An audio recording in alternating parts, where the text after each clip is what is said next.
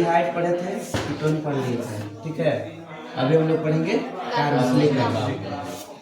Carboxylic अम्ल में हम लोग देखते हैं कि ऐसे कार्बनिक यौगिक जिसके कार्बोक्सिलिक समूह, जिसमें क्या होता है कार्बोक्सिलिक समूह यानी OH जुड़ा रहेगा, OH प्रत्याक्रमक समूह जब उपस्थित होगा तो उसको हम लोग क्या बोलेंगे कार्बोक्सिलिक अम्ल। कार्बोक्सिलिक समूह में कार्बोनिल समूह एक हाइड्रोक्सिल समूह के साथ जुड़ा रहता है। इसका जो कार्बोक्सिलिक, इसी को हम लोग कार्बोक्सिलिक अम्ल कहते हैं। इसमें हम लोग देखेंगे कि एक एलिफेटिक होता है और एक एरोमेटिक होता है, ठीक है। एलिफेटिक बोलने का अर्थ हुआ कि इसमें सीधा श्रृंखला होगा। जैसे R है तो R का मतलब होता है क्या चीज, एल्किल समूह। बहुत सारे एल्किल समूह, जैसे मान लेते हैं कि CH3 CH2 CH2 COOH, एक प्रकार से क्या हो गया एलिफेटिक यौगिक है। कार्बोक्सिलिक समूह का कैसा यौगिक है, एलिफेटिक यौगिक। इसका और एग्जांपल हो सकता है, जैसे मान ले CH3 CH2 COOH, यानी जिसका सीधा श्रृंखला होगा वो क्या कहलाएगा एलिफेटिक, ठीक है। इसी प्रकार से एरोमेटिक का बात करेंगे यानी AR का मतलब हो गया एरोमेटिक। इसका सीधा से अर्थ है कि इसमें रिंग वाला स्ट्रक्चर होगा, यानी गोला श्रृंखला होगा। जैसे मान लेते हैं कि ये हम बना दिए, ये बेंजीन है, ठीक है। बेंजीन में जब COOH जोड़ देंगे तो ये क्या हो जाएगा एरोमेटिक कार्बोक्सिलिक अम्ल, ठीक है। आप इसी प्रकार से और जोड़ सकते हैं। ये क्या चीज का सूत्र है, इसका जब हम लोग बात करेंगे तो इसमें कार्बन 1 हो गया, 2 हो गया, 3 हो गया, 4 हो गया, 5 हो गया, ठीक है। तो साइक्लोपेंटेन, अब साइक्लोपेंटेन में हम COOH लगाएंगे, ये भी क्या है एरोमेटिक। इसी प्रकार से और हो सकता है, जैसे मान ले बेंजीन है, बेंजीन में मान लेते हैं कि NO2 जोड़ दिए, अब इसमें और जोड़ दिए COOH, तो ये भी एक प्रकार से क्या है। अब इसमें हम लोग देखेंगे इसका नामकरण, ठीक ना।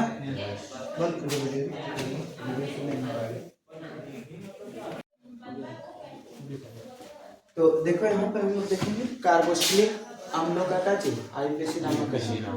जैसे यहाँ पर क्या है HCOOH, ठीक है।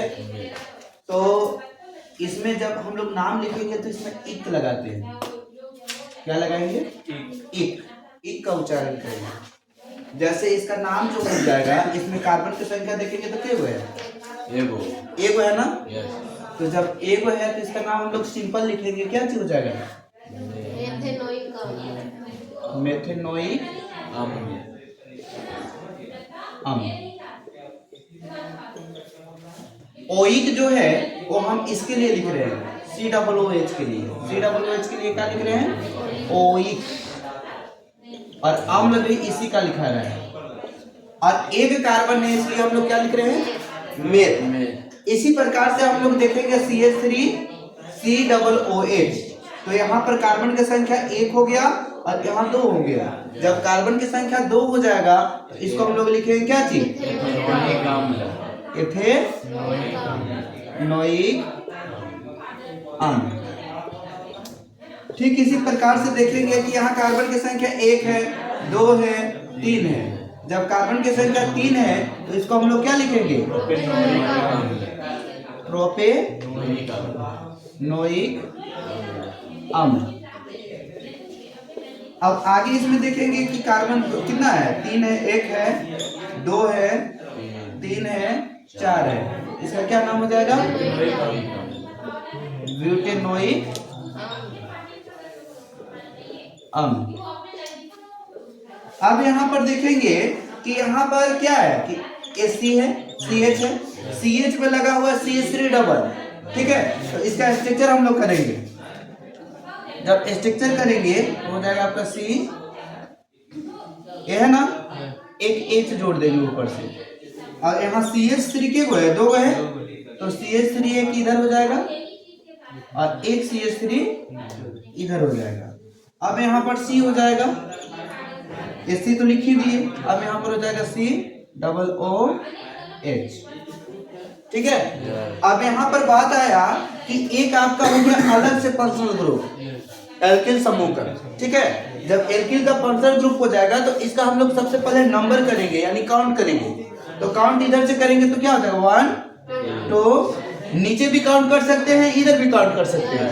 ठीक है, दोनों तरफ से श्रृंखला समान हो रहा है। तो 2 के बाद यहाँ हम 3 गिन देते हैं। अब यहाँ पर देखेंगे कि 2 नंबर कार्बन में क्या लगा हुआ है, मैथिल लगा हुआ है। तो हम यहाँ पर लिखेंगे क्या चीज, 2 मैथिल। अब यहाँ पर कार्बन की संख्या देखेंगे, 1 हो जाएगा, 2 हो जाएगा, 3 हो जाएगा, प्रोपेनोइक अम्ल। ठीक है। अब इसी प्रकार से हम लोग यहाँ पर देखेंगे कि यहाँ भी कार्बन है, यहाँ भी कार्बन है ना। कार्बन कितना है, 2 कार्बन है। जब 2 कार्बन है तो इसमें 2 फंक्शनल ग्रुप भी है। ठीक है, यानी एक इधर है एक इधर है ना। यानी कार्बोक्सिलिक समूह भी 2 का है और 2 कार्बन भी है। जब 2 कार्बन रहता है तो उसको हम लोग क्या लिखते हैं, एक, और 2 फंक्शनल ग्रुप है उसके लिए क्या लिखेंगे, डाई। तो यहाँ पर क्या हो जाएगा, इसका जब बनाएंगे तो क्या हो जाएगा, एथेनडाइओइक अम्ल।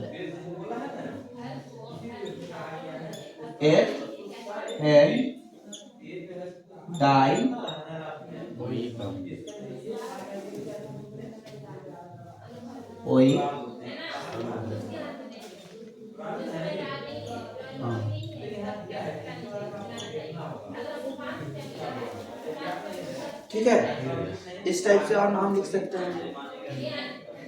ठीक ना।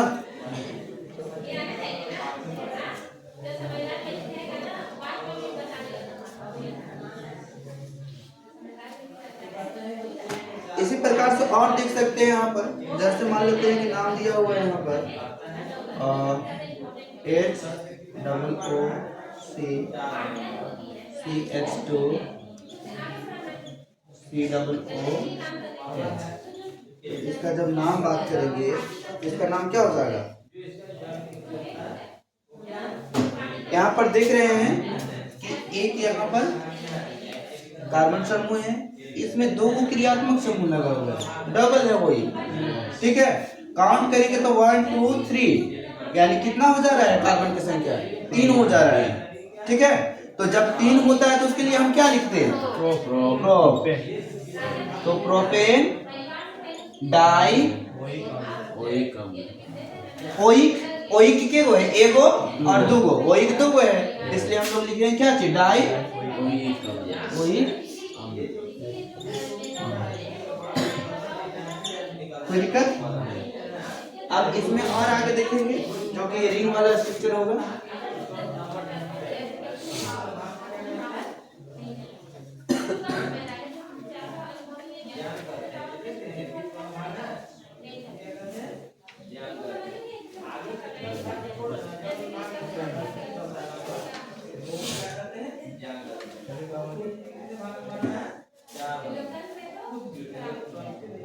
जैसे मान लेते हैं, देखते हैं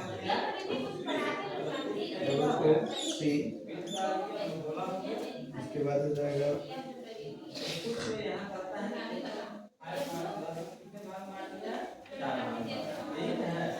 CH2 का होल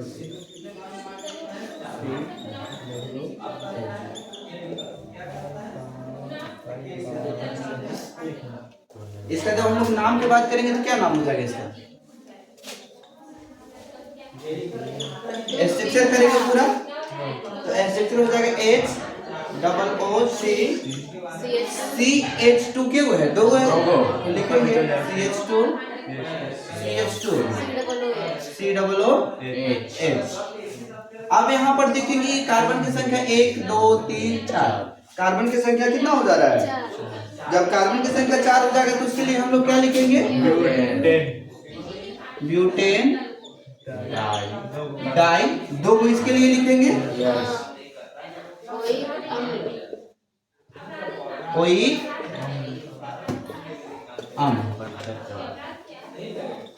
इसी प्रकार से और हो सकता है। इसके अलावा हम लोग देख लेंगे, जैसे मान लेते हैं कि HCOO CH 2 का COOH। अब इसका नाम लिखना है हमको, तो नाम लिखने के लिए क्या करेंगे? स्ट्रक्चर को करेंगे CH2, 4 वो है ना? CH2 CH2 CH2 COOH। अब देखेंगे 1 2 3 4 5 6 कार्बन की संख्या कितना है? 6 है, यानी 4 था तो ब्यूट लिखे, अब 6 है तो क्या हो जाएगा? हेक्सेन डाई ओइक अम्ल।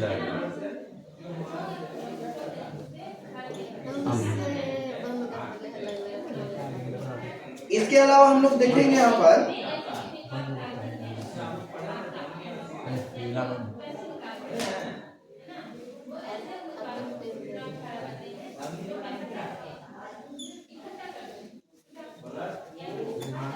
एलिफेटिक यौगिक।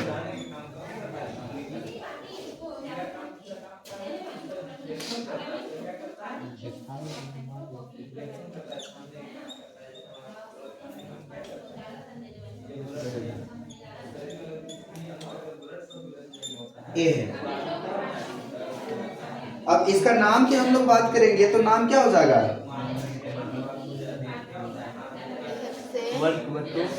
बेंजीन। सबसे पहले हम लोग क्या चीज, जैसे यहाँ पर हेक्सेन था तो हेक्सेन लिखे, इसी तरह से लिखेंगे सबसे पहले बेंजीन।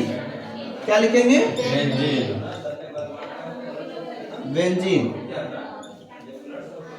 अब यहाँ पर कार्बन 1 में है 2 में है, समूह जो है ना 1 में है और 1 2 में है। यहाँ पर लिखेंगे 1, 2 डाई कार्बोक्सिलिक अम्ल भी लिख सकते हैं, ठीक है, या ओइक अम्ल भी लिख सकते हैं, कोई दिक्कत नहीं है। तो डाई ओइक भी लिख सकते हैं, डाई ओइक अम्ल या कार्बोक्सिलिक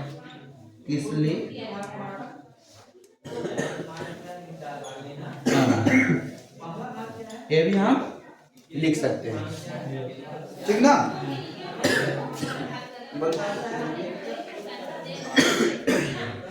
बनाने की विधि या विरचन, ठीक है, विरचन से आता ही आता क्वेश्चन है। तो कार्बोक्सिलिक अम्लों का विरचन जो है वो महत्वपूर्ण कुछ विधि है, जिसके बारे में हम लोग सबसे पहला विधि पढ़ेंगे प्राथमिक अल्कोहल और एल्डिहाइड से, जिसमें अभी हम लोग देखेंगे अल्कोहल से। ये क्या है? अल्कोहल है। अल्कोहल को जब क्षारीय पोटेशियम परमैंगनेट और जब क्षारीय पोटेशियम परमैंगनेट के साथ अभी उपस्थिति में अभी क्रिया कराते हैं तो यहाँ पर क्या प्राप्त होता है? कार्बोक्सिलिक अम्ल। ठीक इसी प्रकार से देखेंगे 1-डेकेनॉल, यानी एक प्रकार से अल्कोहल है।